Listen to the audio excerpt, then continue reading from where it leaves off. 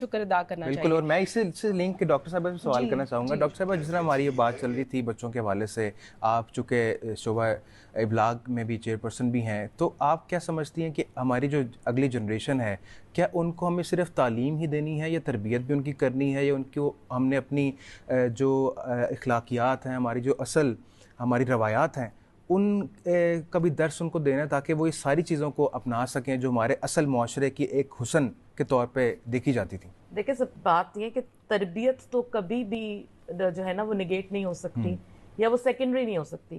तालीम एक चीज़ है और तरबियत एक चीज़, और तरबियत हमेशा घरों में होती है। बिल्कुल, माँ बाप करते हैं। हमारी जो तरबियत हमारे वालिदैन ने की वो आज तक हमारे साथ है। मुझे याद है कि मेरे वालिद साहब जो है वो अभी तक घंटों में लेके बैठते थे कि ये चीज़ ठीक है, ये गलत है। हम उनसे बात करते हैं, उनसे डिस्कस करते हैं। तो मसला ये कि आजकल के जो माँ बाप हैं, जो हम मॉडर्न जेन ज़ी के माँ बाप हैं, हम कितना टाइम बच्चों को देते हैं या हम कितनी उनकी बात सुनते हैं।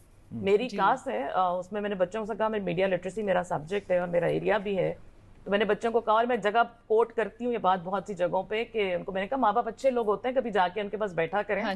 तो उन्होंने कहा जी हम तो जाते हैं कभी कभी, लेकिन वो कोई ड्रामा या प्रोग्राम देख रहे होते हैं तो कहते हैं इसके बाद आना। बात ये कि जब तक आप बात नहीं करेंगे, और तरबियत तो कभी भी सेकेंडरी नहीं हो सकती, और अगर आप बात नहीं करेंगे, आप इक़दार को उन तक नहीं पहुंचाएंगे। अभी सारे यही बात कर रहे हैं कि इक़दार आगे पहुंचाना जरूरी है, और ये हमारी जनरेशन की रिस्पॉन्सिबिलिटी है कि कम्युनिकेट करें और बच्चों के मसाइल सुने। आजकल के बच्चों के मसाइल बहुत डिफरेंट है, डिजिटल स्ट्रेस बहुत रियलिटी है।